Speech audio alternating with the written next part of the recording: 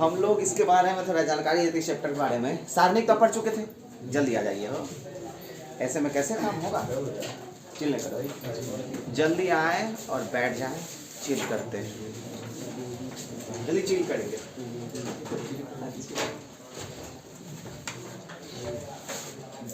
शुरू कर ले, आराम से पढ़ो ना, सुनो ना रिलैक्स होके। हम लोग पढ़ने वाले हैं इसमें जो एक्सरसाइज 4-10 हम लोग 4 में जो कॉन्सेप्ट का चर्चा होगा वो कुछ इस प्रकार होगा। आइए ना पहले कॉन्सेप्ट का चर्चा कर लेते हैं, है ना।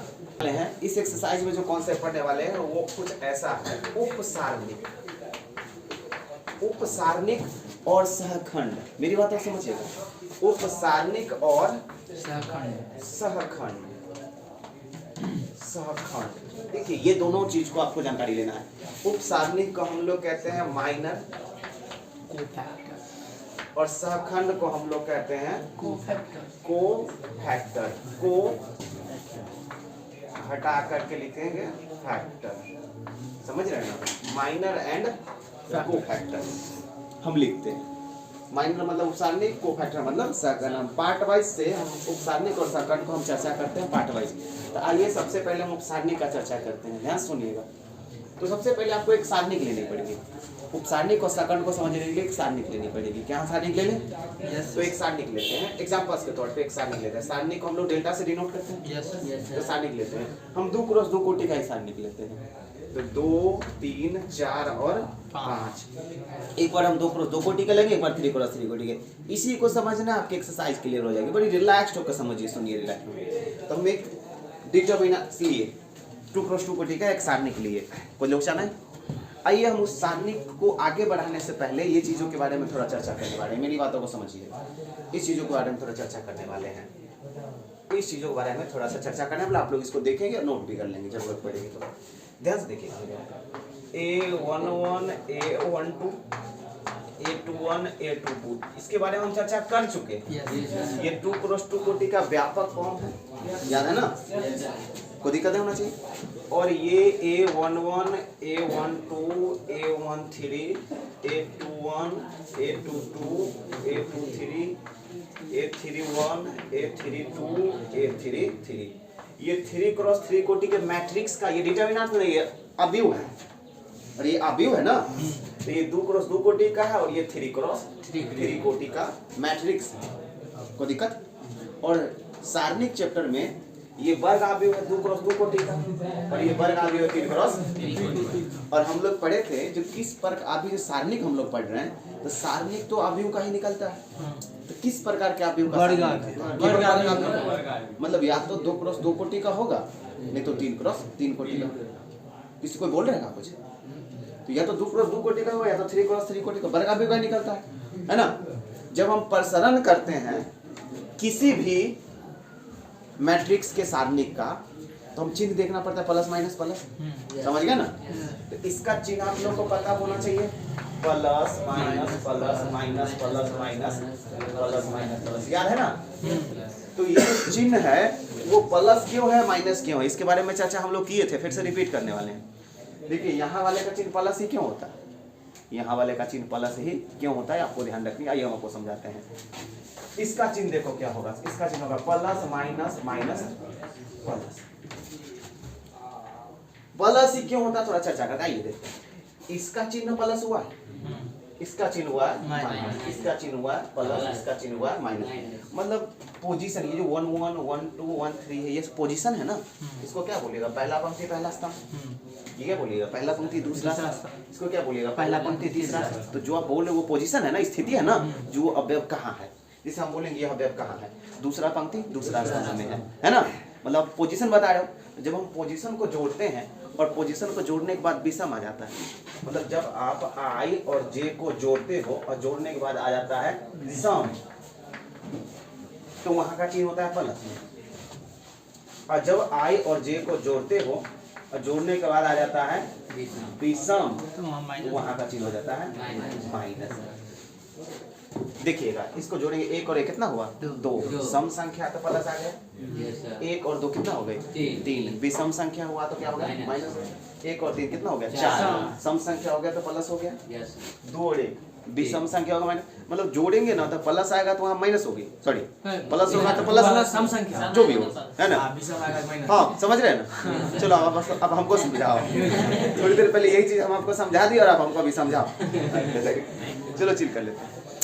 तो क्लियर है, जोड़ने के बाद अगर आपको सम आया तो प्लस, विषम आया तो माइनस। अब जहाँ देखेंगे अगर यहाँ माइनस आया तो जरूर यहाँ जोड़ने के बाद विषम आया होगा।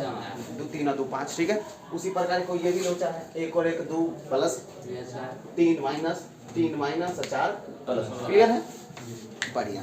तो चिन्ह आपको पता होना चाहिए। चिन्ह ऐसे होती है प्लस माइनस, लेकिन आपको दिमाग में डायरेक्टली ये सेट कर लेनी है। कोई पूछा जाए एक्सप्लेन करने के लिए बोले तब आपको ये सब चीजें बतानी है, ठीक है। तो किसका चिन्ह कहाँ होता है, 2+2 कोटि में भी, 3+3 कोटि में, पता है क्या? क्या पता है आपको?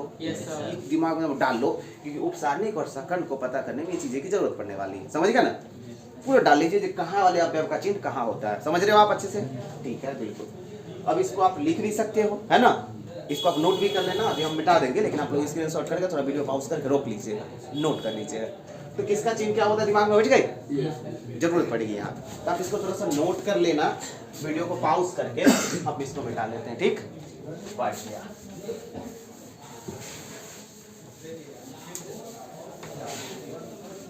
बढ़िया पढ़ा रहे हो।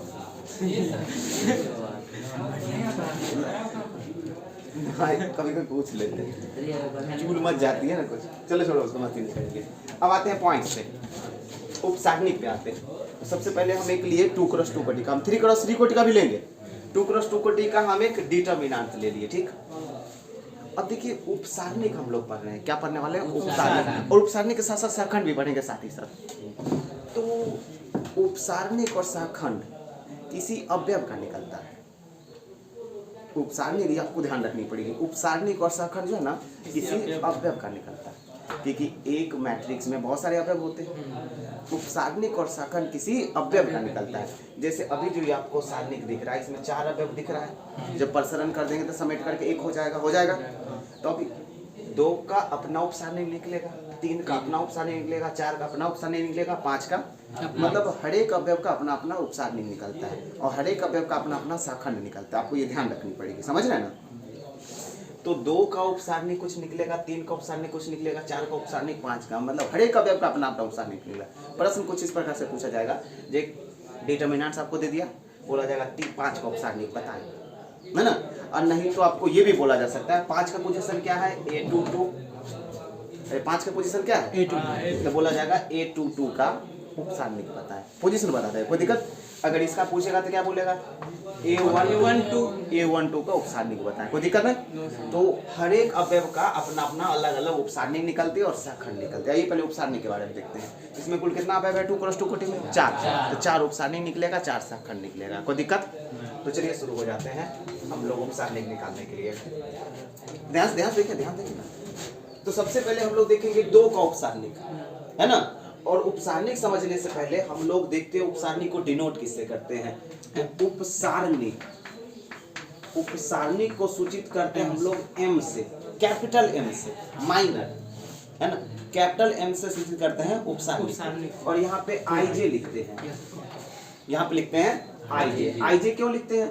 क्योंकि सभी अवयव का अपना अपना होगा, नहीं समझ रहे ना। अगर हमको इसका उपसारणिक लिखना पड़ेगा तो M22 लिखेंगे, क्योंकि अवयव को डिनोट करते हैं ना A22 से, इतना अवयव हुआ ना।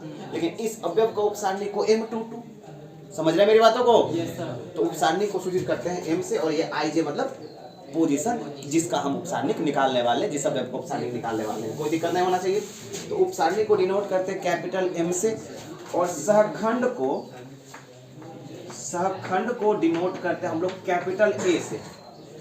सहखंड को डिनोट करते हैं कैपिटल A से, और I और J उसकी पोजीशन रहेगी, ये बताएगी कि किसका हम सहखंड या उपसारणिक निकाल रहे हैं, कोई लोचा नहीं होना चाहिए। तो ये चीज आपको ध्यान रखनी पड़ेगी। उपसारणिक को कैसे डिनोट करते हैं? कैपिटल M से। सहखंड को डिनोट करते हैं कैपिटल A से, सही है। अब हम निकालेंगे उपसारणिक। एक काम करते हैं, तो हम 2 का उपसारणिक, सुनो यार, 2 का उपसारणिक निकालने के लिए कर रहा है। तो हम 2 का उपसारणिक इतना लंबा लिखे ना, इसको शॉर्ट में हम लिख सकते हैं 2M11। अरे भाई 2 का उपसारणिक, इसको शॉर्ट में हम क्या लिख सकते हैं M, मतलब उपसारणिक को M से डिनोट करेंगे। और 2 का है मतलब 2 है 11 का, है ना। तो हम हर बार ऐसा नहीं लिखेंगे यहाँ से यहाँ तक 5 का औपसारनिक, 3 का औपसारनिक, 4 का औपसारनिक, हम ये सिंबल का यूज करेंगे, एम का यूज करेंगे, कोई दिक्कत नहीं। तो 2 का औपसारनिक को स्मॉल कैपिटल M11 लिख देंगे, मतलब समझ जाएंगे 2 का औपसारनिक। तो चलिए हम 2 का औपसारनिक निकालना है। तो 2 का औपसारनिक निकालने के लिए सिंपल फंडा है, वैसा ही जैसे आप करते हैं, 2 वाले पंक्ति को और 2 वाले स्तंभ को ढक लीजिए। क्या दिख रहा है? हो गई 5, मतलब 2 का औपसारनिक 5 हो गया। बोलो चले ना, मतलब जिसका औपसारनिक निकालना उसके पंक्ति और स्तंभों को ढक लेंगे, आपकी काम हो जाएगा। इस चीजों को बड़ी अच्छे से समझिए, कॉन्सेप्ट बनेगी तगड़ा, है ना। तो 2 का ऑप्शन कितना हो गया? 5, दिक्कत ना है। अब हम 3 का ऑप्शन लिखेंगे, सिर्फ शॉर्ट चीजों का यूज करेंगे, सिर्फ शॉर्ट चीजों का यूज करेंगे। M12 is equal to 4, M 4 का ऑप्शन 3, मतलब 3 का ऑप्शन है ना, 3 का ऑप्शन को ऐसे ढक देंगे, ये चलो 4 लिखे। अब हम M21 मतलब इसका ऑप्शन निकाल रहे हैं, ये सर 3 हो जाएगा। अब इसका ऑप्शन नहीं निकालेंगे, M22 मतलब इसका ऑप्शन नहीं निकाल रहे हैं, इसकी पंक्ति कितना हो गए? 2। क्या आपको उपसारणी निकालना समझ गए? बोलो चले, जिस अवयव का उपसारणी चाहिए उसी को पंक्ति और उसके स्तंभ को ढक लेते हैं, जो दिखता है उपसारणी हो जाता है, कोई दिक्कत नहीं इसमें। जैसे हम 2 का ऑप्शन निकाले, ढक लिए, संकेत संकेत का यूज कर रहे हैं। अब हम देखते हैं सहखंड के बारे में, तो कोई लोचा नहीं है, सिंपल फंडा। हम 2 का सहखंड हम जान कर लेंगे, 2 का सहखंड शॉर्ट में यूज करेंगे कैपिटल A11, सहखंड को तो कैपिटल ए से डिनोट करेंगे ना, तो उसको हम कैपिटल A11 यूज करेंगे, सहखंड वाले को यूज कर लिए। उसके बाद हम सिर्फ संकेत ही यूज करेंगे, सिंपल फंडा। जो उपसारनिक निकला है 2 का, उसमें चिन्ह दे दीजिए तो सहखंड बन जाएगी। जो उपसारनिक निकला है 2 का, उसमें उसका चिन्ह दे दीजिए, चिन्ह पता होना चाहिए सब क्या होता है, इसका चिन्ह प्लस होता है, माइनस होता है, जो भी होता है। तो जिस उपसारनिक जो निकला है उसमें उसका चिन्ह दे दीजिए, क्योंकि अभी तक चिन्ह का कोई मतलब बातचीत नहीं हुआ था। जिसका जो चिन्ह है उसके उपसारनिक में चिपका दीजिए, तो वो उपसारनिक बन जाएगा सहखंड, कोई दिक्कत। तो बताइए इसका चिन्ह क्या होगा? इसका चिन्ह क्या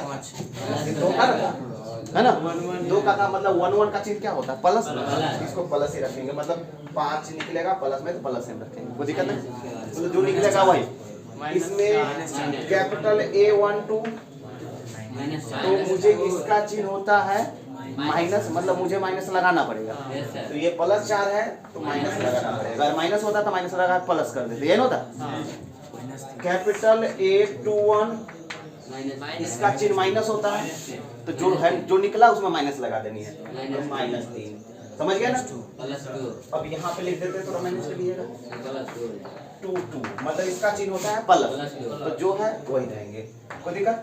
माइनस करने पर चिन्ह बदल देना होता है, समझ गए ना, माइनस लगा देना। तो किसी में अपना मन से माइनस लगाओगे, जोड़ने के बाद अगर सम संख्या आया तो प्लस लगा दोगे, विषम संख्या आया तो माइनस लगा दोगे, याद है ना। इसी को जोड़ने के बाद में सम संख्या आएगा तो माइनस लगा, देखिए इसमें माइनस लगा दीजिए, 1 और 3 आया था। अगर I और J को जोड़ने के बाद विषम संख्या आया तो माइनस लगा देना अपना मन से, और अगर जोड़ने के बाद सम आया तो क्या लगा देना? प्लस। याद रखिएगा कॉन्सेप्ट को, कोई दिक्कत नहीं। तो हम उपसारणी का सहखंड को समझे, दिए है उपसारनिक और सहखंड, जितना अवयव उतना ज्यादा उपसारनिक, उतना ज्यादा सहखंड, बोलो ना। ये 2 क्रॉस 2 कोटि का हम लोग उपसारनिक और सहखंड को देखे थे, कोई दिक्कत नहीं होना चाहिए। आइए हम 3 क्रॉस 3 कोटि को देखते हैं, इसके लिए आपको वीडियो पॉज करके लिखना पड़ेगा, स्क्रीनशॉट कर लेना। आइए क्रॉस 3 कोटि का डिटरमिनेंट्स लेते हैं हम, आइए ध्यान से लेते हैं, 1 मिनट याद, 2 3 4 -5 2 0 1 6 0 और -7। क्या यह एक डिटरमिनेंट है 3 क्रॉस 3 कोटि का? इसमें अवयव कितने हैं? 9, इसमें अवयव है 9, तो 9 अवयव का उपसारनिक होगा, 9 अवयव का सहखंड होगा। तो एक खटाल में हम M निकालेंगे, एक खटाल में A निकालेंगे, कैपिटल उपसारनिक सहखंड। आइए शुरू हो जाइए, सबसे पहले 2 का उपसारनिक निकालेंगे ना, तो हम लोग संकेत ही यूज करेंगे, M11, अरे M11 ना, सबसे पहले निकालते हैं, एक तरफ निकालते हैं उपसारनिक, एक तरफ निकालते हैं उपसारनिक, है ना, और एक तरफ निकालेंगे हम लोग सहखंड, कोई दिक्कत नहीं होना चाहिए। अभी उपसारनिक निकालना है, बाद में सहखंड निकालेंगे। चलिए उपसारनिक निकालते हैं, M11 याद है, तो M11 कोर्स मतलब इस 2 का हम उपसारनिक निकालना है ना, तो पहले प्रोसेस से देख लो, उस लड़की के फंडे के लिए हो जाएंगे। 2 का उपसारनिक निकालने का मतलब 2 वाले पंक्ति को जो वाला स्तंभ को ढक लेंगे, पहले लिखो 2 0 0 -7, 2 0 0 -7। देखिए ये सारणिक है ना, क्या ये सारणिक है?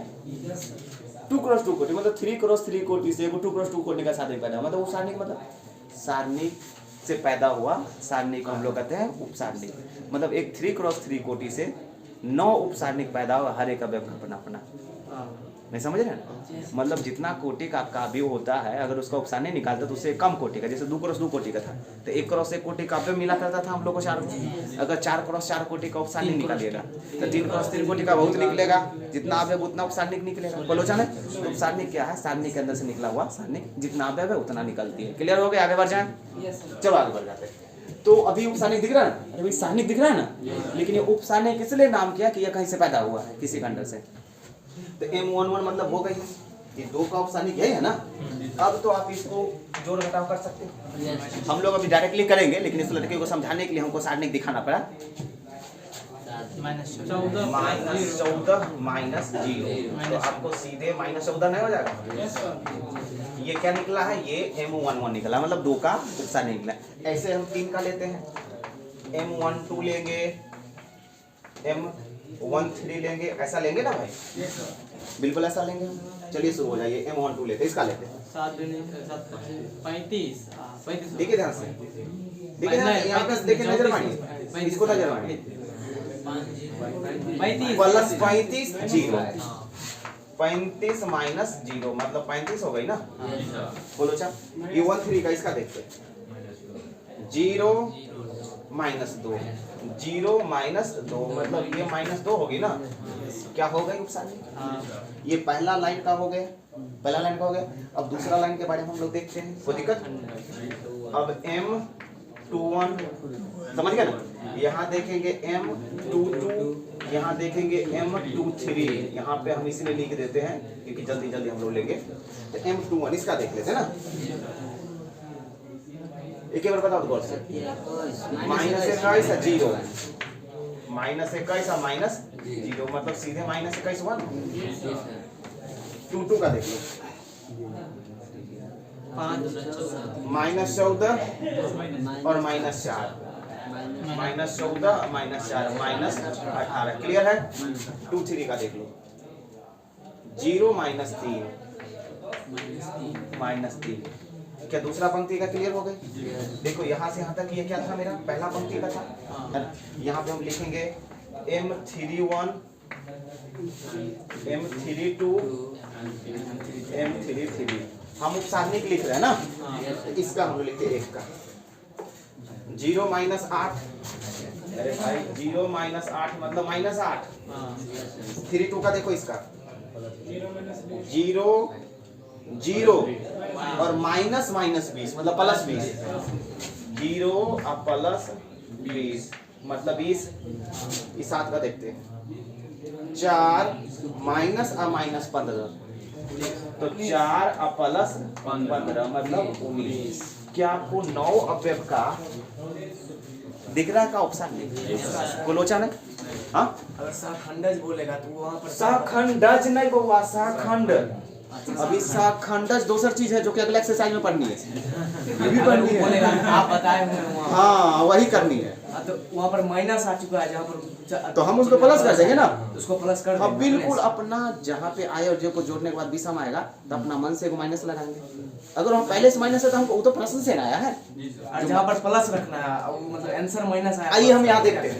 अभी ये जो हम लोग बातचीत से डिस्कस कर रहे हैं इसको देखिए, यहाँ पे देख लेते हैं। तो शाखंड के बारे में चर्चा करेंगे। तो शाखंड हम लिख दिए, शाखंड को लिखते हैं capital A11, A12, A13। Clear है?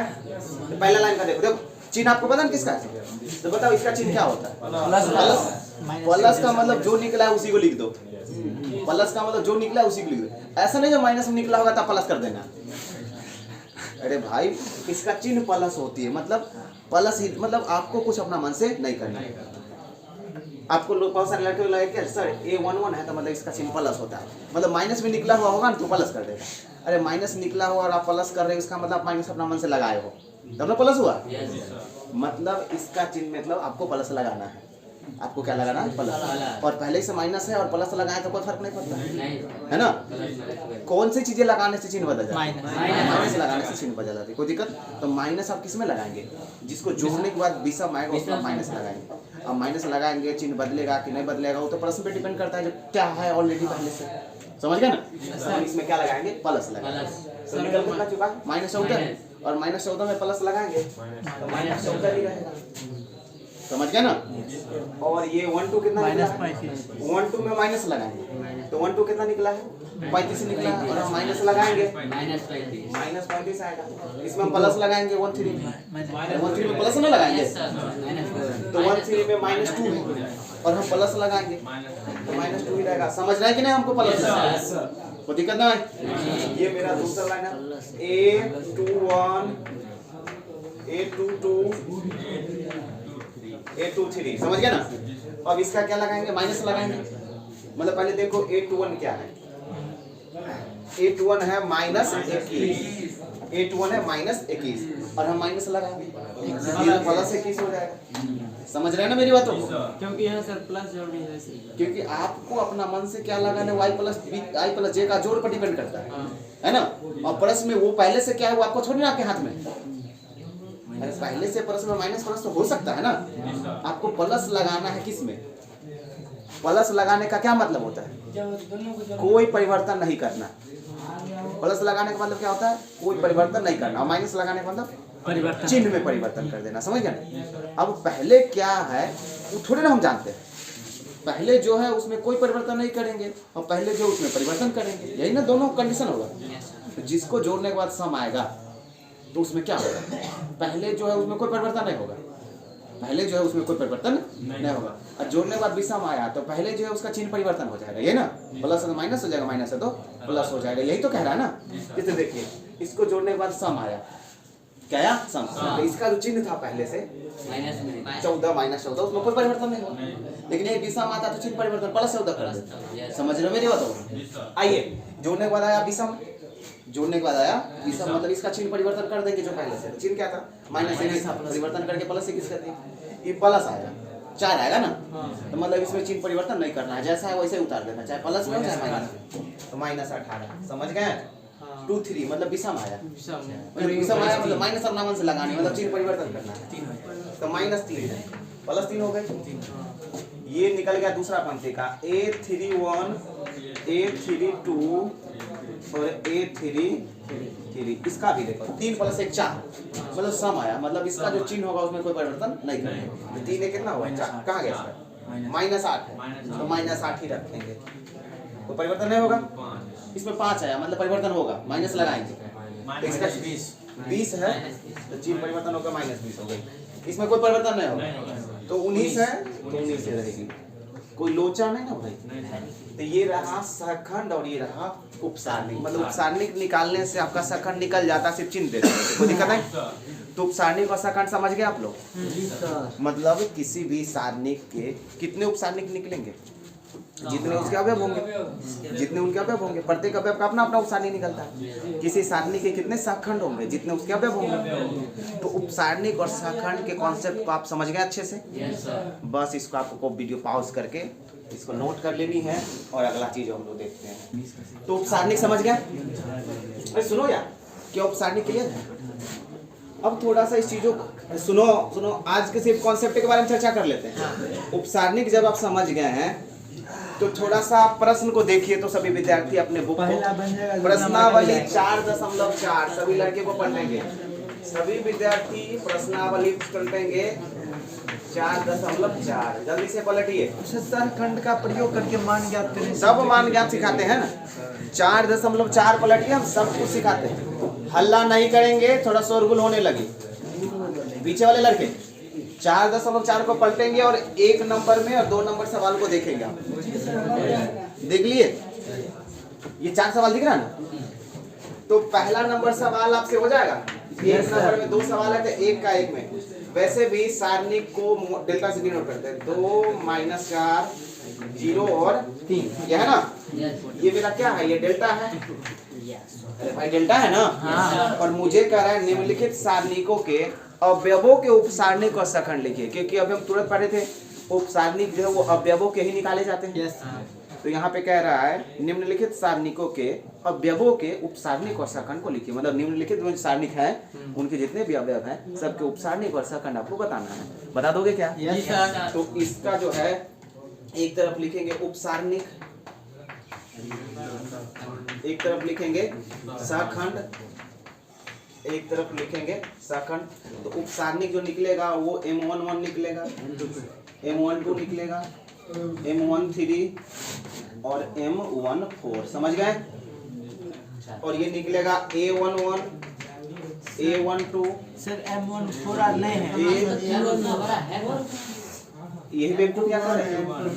M21, M22, इसलिए संठ मार दिए थे आप लोग। M21 और M22 इसलिए संठ मार रहे थे आप लोग। आई तो M11 मतलब इसका, हाँ इसका ढकिए ठीक। 4 वाला का, हाँ ये 0 वाले का,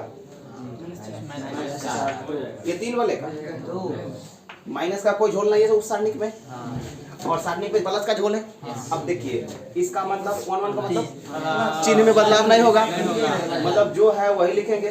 12 मतलब चिन्ह बदलाव करते माइनस लगा देंगे, कोई माइनस का 0 ही होता है, इसमें माइनस लगाएंगे तो माइनस से प्लस हो जाएगा, कोई बदलाव नहीं होगा।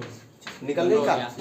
ऐसा आप 2x2 कोटि का भी देख लोगे, 3x3 कोटि का देख लोगे। एक एग्जांपल के जरिए हम समझा चुके हैं, एकदम बहुत इजी है, एग्जांपल्स के जरिए हम आपको समझा चुके हैं।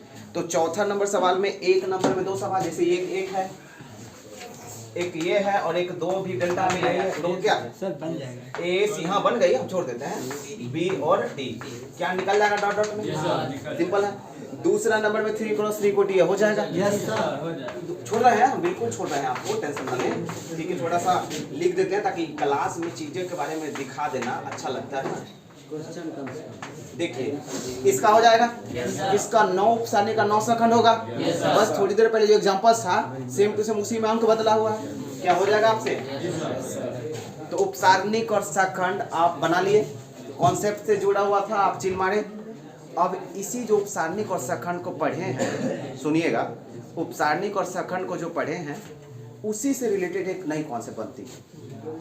जैसे पिछले क्लास में हम लोग जो मैट्रिक्स में आप लोग पढ़े थे आव्यूह का परिवर्त, आव्यूह के परिवर्त से रिलेटेड बना था सममित आव्यूह, विषम सममित आव्यूह, याद होगा। उसी प्रकार आव्यूह के जो उपसारणिक और सहखंड से रिलेटेड कॉन्सेप्ट बना है, आइए उससे रिलेटेड कॉन्सेप्ट बना क्या है हम उसको देखने वाले हैं। इसको थोड़ा सा पॉज करके वीडियो को और इसको नोट कर लेंगे आप लोग, ठीक है। मेरी बातों को थोड़ा सुनने की कोशिश करें, पहले रिलैक्स चिल मारो भाई। एक कॉन्सेप्ट समझिए, उपसारणिक और सहखंड से रिलेटेड कॉन्सेप्ट समझिए बड़ी आराम से। हम लेते हैं एक सारणिक 3x3 कोटि का हम लेते हैं, ठीक है। तो हम लेते हैं simple formula A11, A12, A13। हम कोई अंक नहीं लेते हैं, जबकि अवयव का व्यापक फॉर्म लेते हैं। A21, A22, A23, A31, A32, A33। कोई लोचा ना है? ये मेरा एक डिटर्मिनेंट है 3x3 कोटि का। प्रश्न में इसके जगह पे अवयव रहेंगे, प्रश्न में इसके स्थान पे अवयव रहेंगे, 2 4 5 कुछ भी रह सकता है। अरे भाई कुछ भी रह सकता है। अब आप इस चीज़ों को थोड़ा समझिए। तब ये जो सारणिक है, ये जो सारणिक है इसका तो आप मान ज्ञात करने के लिए बोलेंगे आप कर दोगे। Yes sir. ये जो डिटर्मिनेंट है इसका अगर मान ज्ञात करने के लिए बोलेंगे तो आप ज्ञात कर दोगे प्रसरण करके। किसी भी पंक्ति या किसी भी अनुदिश स्तंभ के अनुदिश पकड़ोगे और प्रसरण कर दोगे, मान ज्ञात हो जाएगा। लेकिन यहाँ पर प्रश्न आपको ऐसा भी पूछा जाएगा जो किसी भी विशेष पंक्ति, जैसे ये मेरा R1 है, R2 है और R3 है, C1 C2 और C3 है, तो इसका जो प्रसरण हम करते हैं तो एक तो प्रसरण करके हम इसका क्या करते हैं, इसको एक तो मान निकालते हैं प्रसरण करके, और एक प्रश्न ऐसा भी बोला जाएगा आपको कि जो सहखंड का प्रयोग करके किसी विशेष पंक्ति या विशेष स्तंभ के सहखंड का प्रयोग करके आप इसका मान निकालें। फिर से हम रिपीट करना चाहेंगे, किसी विशेष पंक्ति या विशेष स्तंभ के सहखंड का प्रयोग करके। ये विशेष का मतलब 6 पंक्ति स्तंभ मिला करके है, 3 पंक्ति की स्तंभ है ना, कोई एक का नाम बता देगा, या तो R1 बोलेगा, R2 बोलेगा, R3 बोलेगा, तो C1 बोलेगा, C2 बोलेगा, C3, तो इसी को ना विशेष कहेंगे। तो किसी विशेष पंक्ति या स्तंभ का नाम लेगा और कहेगा उसके सहखंड का प्रयोग करना है। किसका प्रयोग करना है? सहखंड, कैपिटल A का प्रयोग करना है, और तब जा करके इसका सारणिक मान निकालना। तो आइए हम इसको सीखते हैं, कोई दिक्कत ना होना चाहिए। तो 9 अवयव है, तो 9 को सखंड होगा, 9 को उपसारणिक होगा। तो यहाँ पर हम लोग उपसारणिक का चर्चा नहीं करेंगे, सखंड का चर्चा करेंगे। कोई दिक्कत है मुझे? उपसारणिक का चर्चा नहीं होगा, सखंड का चर्चा होगा। तो 9 अवयव का 9 को सखंड होगा, है ना। एक पंक्ति में 3 को सखंड होगा, कोई दिक्कत? तो यहाँ पे अगर हम A11 कैपिटल इसका सुनो सुनो मेरा को, ये जो स्मॉल A11 है इसका सखंड को तक कैपिटल A11 लिखेंगे, नहीं समझ रहे हैं ना? मतलब इसका सखंड को क्या लिखेंगे? Capital A1। जैसे इसका सखंड को हम कैपिटल 13 लिखेंगे, इसका सखंड को कैपिटल 32 लिखेंगे, 31 लिखेंगे, और इसका सखंड को कैपिटल 33 लिखेंगे ना। मतलब इसका सखंड ये हुआ, इसका सखंड ये, इसका सखंड को तो कैपिटल से लिखते हैं ना। बढ़िया बढ़िया, बिल्कुल बिल्कुल। तो प्रत्येक अवयव का अपना अपना सखंड होगा, प्रत्येक अवयव का अपना अपना सखंड होगा। तो मान लेते हैं इसका सखंड हो जाएगा A11, A12, A13, हम ये सखंड लिख रहे हैं, समझ गए ना। इसका सखंड होगा A21, A22, A23, ये सखंड है। और इसका सखंड तो आपको दिखिए रहा है ना नीचे, और तीसरा का तो सखंड दिखिए रहा है ना। तो ये आपको प्रत्येक अवयव का, प्रत्येक R1 तो पहला पंक्ति का सखंड है, दूसरा पंक्ति का सखंड है, तीसरा पंक्ति का सखंड है। तो आपको एक चीज ध्यान देनी पड़ेगी, मेरी बातों को थोड़ा समझिएगा, एक चीज ध्यान देनी पड़ेगी। ये जो डेल्टा का मान निकालेंगे, सारणिक का मान, तो प्रसरण करके हम निकाल सकते हैं, बिना प्रसरण किए हुए कुछ ऐसे निकालते हैं। ध्यान से देखिएगा, बिना प्रसरण किए हुए डेल्टा का मान ऐसे निकालते हैं। ध्यान से देखिएगा, किसी पंक्ति में या किसी स्तंभ में उसी के सहखंड से गुना करके जोड़ दीजिए। ये तगड़ा ऑब्जेक्टिव रहता है, आपको प्रश्न में दिख जाएगा अभी तुरंत। किसी पंक्ति में या किसी स्तंभ में, चाहे R1 लो, R2 लो या R3, किसी पंक्ति में किसी स्तंभ में उसी के सहखंड से गुना करना है और जोड़ देना है। जैसे मेरी बात को समझिएगा, हम किसका पंक्ति ले रहे हैं? ये जो हम डिटर्मिनेंट्स का प्रयोग कर रहे हैं, हम R1 का इस्तेमाल करेंगे। किसका? R1 के सहखंड का, किसका इस्तेमाल करेंगे हम? R1 के सहखंड का इस्तेमाल करेंगे। अभी अच्छे समझिए, सवाल को अच्छे समझिए बारीकी से। हम R1 के सहखंड का इस्तेमाल करेंगे, मतलब R1 का सहखंड कौन है? ये है ना, है ना। तो पहले लिखेंगे A11, A12, A13, लिखिए R1 का सहखंड। और R1 के सहखंड में उसी के संगत अवयव से गुना कर देना है। इसका ही ना A11 था, इसी का संगत हो जाएगा A11। इसका A12 था, इसका था जोड़ देना, सब गुना करना है ना, सबको क्या करना है? जोड़ देना है। तब जो निकलेगा आपको, जो निकलेगा ना, वही सारणिक का मान निकलेगा, डेल्टा निकलेगा। सर यहाँ सहखंड निकाले तो पहले उपसारणिक निकालना पड़ेगा। नहीं, आप उपसारणिक का निकालोगे, जब उपसारणिक निकालो उसी में माइनस लगा देना, सहखंड निकल जाएगा। जब सहखंड निकालना होगा तो उपसारणिक तो निकालना ही पड़ेगा, चिन्ह लगाने। तो लंबा प्रोसेस तो होगी ना, समझ रहे हैं? अब इन चीजों को समझिए, प्रोसेस समझ गए। किसी पंक्ति के अवयव में उसी के सहखंड से गुना करके अगर आप जोड़ते हो तो आपको क्या निकलता है? डेल्टा निकलता है, सारणिक का मान निकलता है। कोई दिक्कत नहीं। और ऐसा आप 6 विधि से निकाल सकते हो। अगर इस प्रकार से हम सारणिक का मान निकाले तो कितना विधि से निकलेगा? R1 में उसके पंक्ति से, R1 के अवयव में उसके सहखंड से गुना करके जोड़ देंगे, R2 में उसके सहखंड से गुना करके जोड़ देंगे, R3 में उसके सहखंड से गुना करके, C1 में, मतलब ऐसा तो 6 तरीका हो सकती है। तो यहाँ पे हम R1 का इस्तेमाल किए थे। चलो चले, अगर हम बोलेंगे इसमें मेरा R3 के सहखंड का इस्तेमाल करना है, R3 के सहखंड का इस्तेमाल करना है, तो हम क्या करेंगे? A13 स्मॉल का मान निकालने के लिए क्या करेंगे? स्मॉल A13 R3 है तो R3 का हम क्या लिखेंगे? A31, इसी में गुना करेंगे 31 से, उसी का अवयव से गुना करेंगे। स्मॉल A अवयव हुआ, कैपिटल A सहखंड हुआ। अब A31, R3 है ना, A32, इसी में स्मॉल A32 से गुना करेंगे। A33, इसी में स्मॉल A33 से गुना करेंगे। सबको क्या करेंगे? जोड़ देंगे। जैसे ही जोड़ने के बाद जो निकले, देख रहे ना, सबका सेम है ना। जैसे ही जोड़ने के बाद जो निकलेगा वो सारणिक का मान ही निकलेगा, कोई लोचा नहीं होना चाहिए, कोई प्रॉब्लम। ऐसा हम 6 तरीका से निकाल सकते हैं।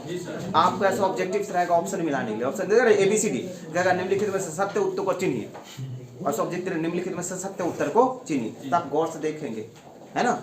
जो देखिए 31 है तो 31 होना चाहिए, 32 है तो 32 होना चाहिए, 33 है तो 33 होना चाहिए, समझ रहे ना। उसी अवयव में उसी के सहखंड से गुना होना चाहिए, दूसरा से नहीं। और अगर आप दूसरा से गुना कर देते हो, जैसे पहला पंक्ति का अवयव ले लिए और दूसरा पंक्ति का सहखंड ले लिए, यहाँ पे एक नई कॉन्सेप्ट बनेगी, यहाँ पे एक नई क्वेश्चन बनेगी। अगर पहला पंक्ति का सखंड लिए और अव्यव आप दूसरा पंक्ति का ले लिया और गुना कर दिए तो पता है इसका आंसर कितना आएगा? 0। ये बहुत तगड़ा ऑब्जेक्टिव है, गुना करके देख सकते हैं आप। अरे भाई जिस पंक्ति में उसी के सखंड से गुना करेंगे तो क्या निकलेगा? डेल्टा निकलेगा, सारणी क्रमांक निकलेगा। हम ट्राई करेंगे इसको, कॉन्सेप्ट पढ़ रहा है ना, दिमाग में सेट रखोगे। किसी पंक्ति में उसी के सखंड से गुना करके जोड़ेंगे तो क्या निकलेगा?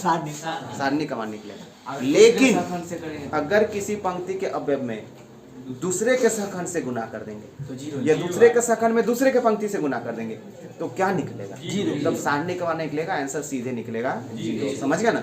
जैसे उदाहरण के तौर पे हम आपको बताते हैं, सखंड लेते हैं दूसरा पंक्ति का, सखंड लेते हैं दूसरा पंक्ति का, तो दूसरा पंक्ति का सखंड लो A21 A23 और सर A22 A21 A22 और A23 सखंड लिए किसका? दूसरा।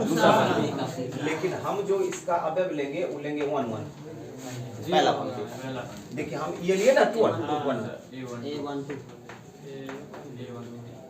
A13 क्या किए भैया?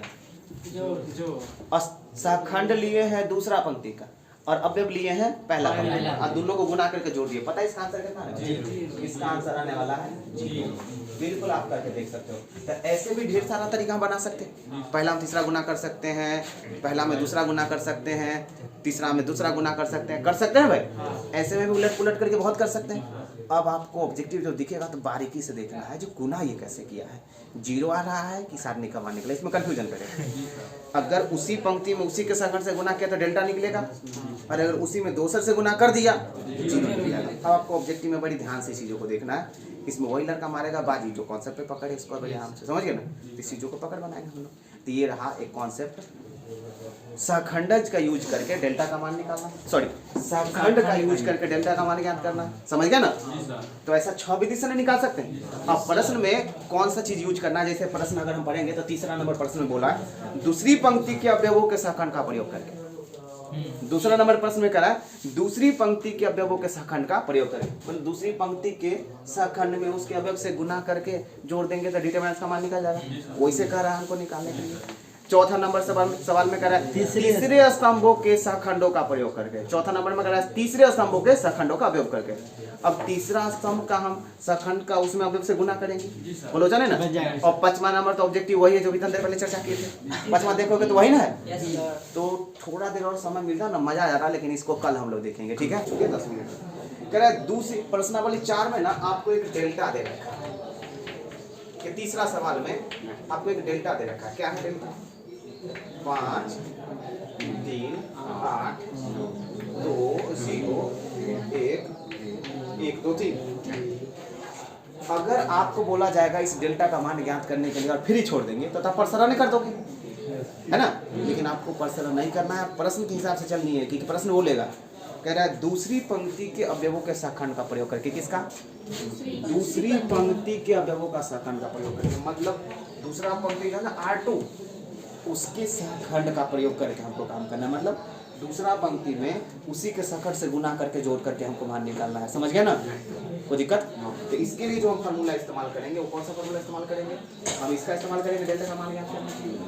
ध्यान से ऐसा इस्तेमाल करेंगे। दूसरा पंक्ति है तो A21 into capital A21 A22 capital A22 A23 इसका प्लस कैपिटल A, मतलब इसी का इस्तेमाल करेंगे।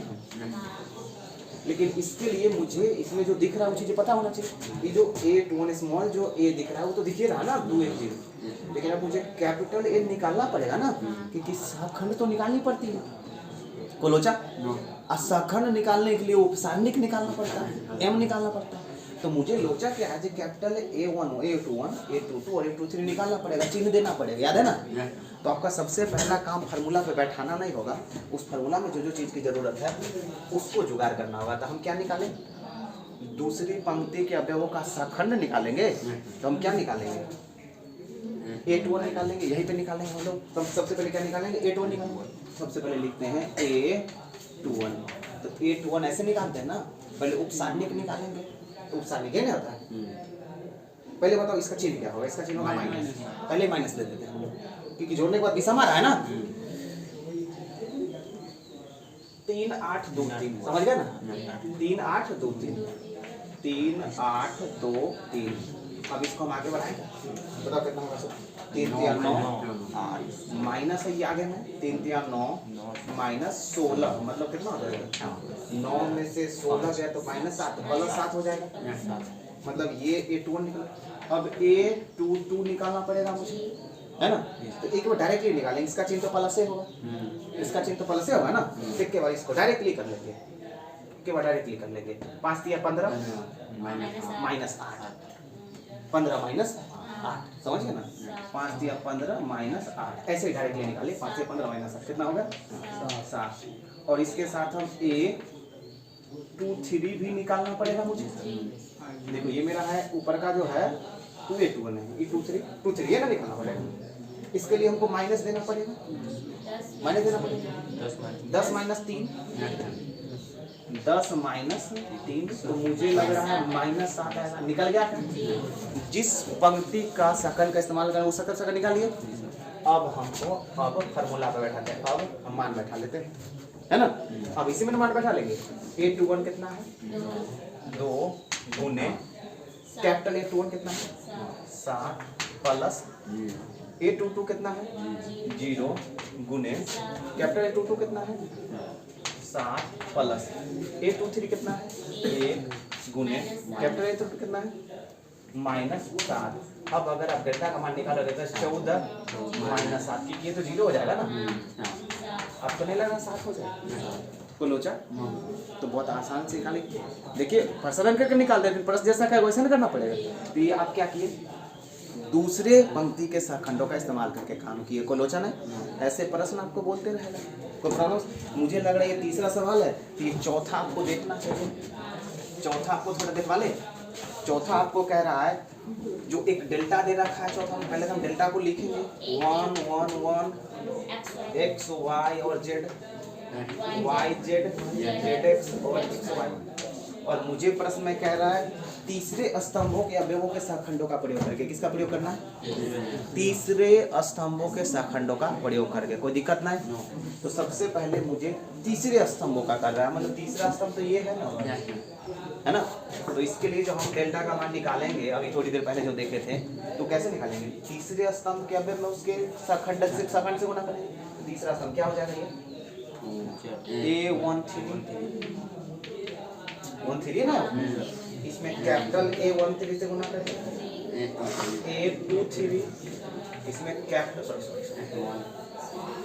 A23 में कैपिटल A23 से गुना करेंगे,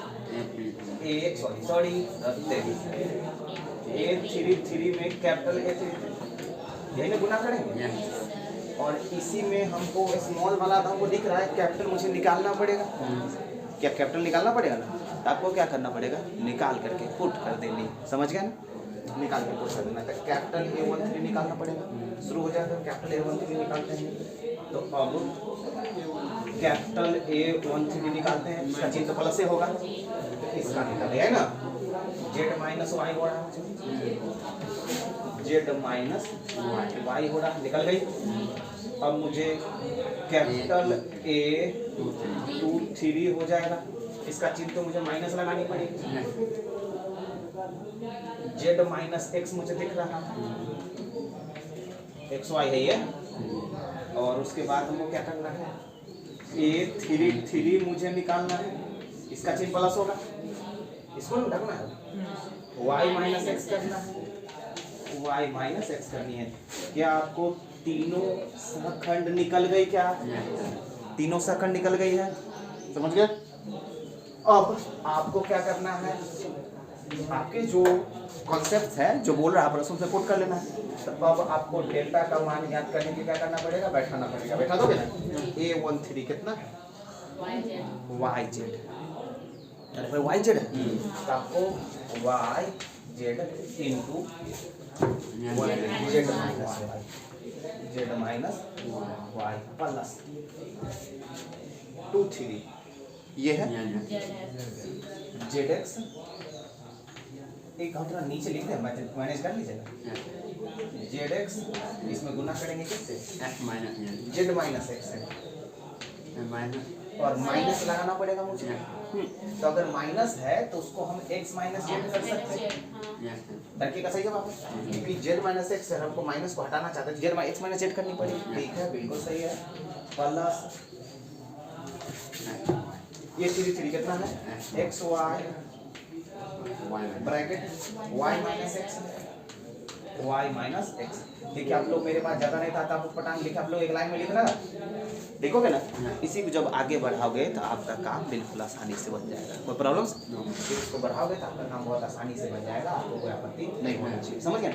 जब इसको आगे बढ़ाओगे, देखिए आपको बता देते हैं, जैसे इसको आगे बढ़ाएंगे तो इसका आंसर, इसको जब बढ़ाएंगे तो अलग तरीका का आंसर निकलेगा, लेकिन प्रश्न जो आपको देगा वो अलग तरीका। अभी जो आप आंसर मिलाओगे तो उसमें कुछ ऐसा आंसर होगा, डेल्टा का मान x minus y, y minus z और जेड माइनस एक्स।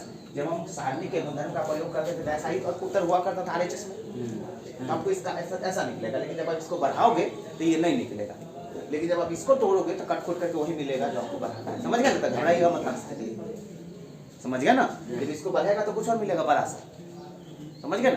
लेकिन जब इसको तोड़ोगे तब आपको वही मिलेगा जो आपको आंसर मिलेगा। कोई दिक्कत?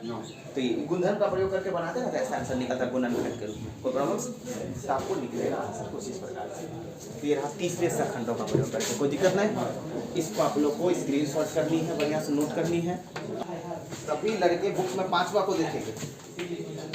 5वां में क्या है आपका प्रश्न?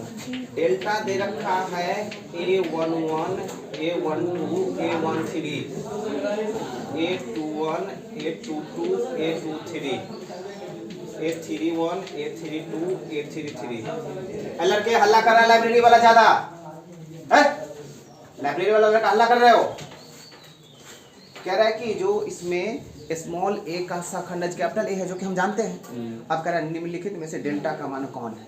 निम्नलिखित में डेल्टा का मान कौन है? तो आपको इसमें तो ऑप्शन देना पड़ेगा। तो इससे प्रश्न के लिए हमको क्या करना पड़ेगा? चारों ऑप्शन लिखना पड़ेगा। या ऐसे प्रश्नों के लिए चारों ऑप्शन देखना पड़ेगा। काम करते ना, आप लोग तो तुरंत देख लोगे, लेकिन मुझे समझाने के लिए चारों ऑप्शन को लिखना पड़ेगा। चारों ऑप्शन को लिखना पड़ेगा। ठीक है, पहला नंबर ऑप्शन है, आपको समझाने के लिए हम लिख रहे हैं। पहला नंबर ऑप्शन है क्या? स्मॉल A11, A31, है ना? इसी से लग रहा है कि ये गलती हो जाएगा। इससे लग रहा है कि नहीं गलती हो जाएगा? कैसे गलती हो जाएगा? क्योंकि हमको पता है किसी पंक्ति में, किसी अव्यय में उसी के सेकंड से गुना हो रहा है। तो ये 11 में 31 से गुना हो रहा है। नहीं समझ रहे ना? अरे इसके साथ और भी आगे है, इसके साथ और भी आगे है, लेकिन मुझे लग रहा है इसी से पता चल गया जी गलती। सारणी का मान, डेल्टा का मान निकालने के लिए, अब प्रश्न में ये डेल्टा का मान निकालने के लिए उसी में उसी के सेकंड से गुना करना है, लेकिन ये पहला अव्यय में तीसरा से ले लिया, ये गलती हो गया। बी नंबर में हमको क्या दिख रहा है? बी नंबर में दिख रहा है स्मॉल A11 कैपिटल A11, मतलब ये सही जा रहा है। स्मॉल A12 और कैपिटल A, यहाँ से ये गलती दिख रहा है ना? बिल्कुल गलती। अब तो समझिए, अब तो डी बी तो बोलबे ना करोगे। सी नंबर में स्मॉल A21 है और यहाँ पे कैपिटल A, यहीं से आपको लग रहा है गलती है। इसका मतलब डी तो होगा ही होगा। डी ऑप्शन देखो क्या होगा? A11 capital A11, A21 capital A21, A31 capital A31। ये बिल्कुल सही है ना? क्योंकि क्या किया गया है? A11, A21, A31, मतलब पहला स्तंभ में पहले देखो A11, 21, 31 पहला स्तंभ में ना उसके सेकंड से गुना किया गया। तो ये आपका ऑप्शन सही है, कोई दिक्कत नहीं होना चाहिए। तो आज का क्लास हम लोग देखिए उपसारणिक और सहखंड और उससे रिलेटेड कॉन्सेप्ट, कोई दिक्कत नहीं। चौथा एक्सरसाइज आपको 11 बजे मिल जाएगा, आराम से ए से लेकर के टोटल देख लेना, समझ गया ना? आराम से नोट भी कर लेना, पूरी तरह क्लियर हो जाएगा, समझे? 2 एक्सरसाइज और पढ़ोगे, डिटरमिनेंट्स आपकी क्लियर हो जाएगी।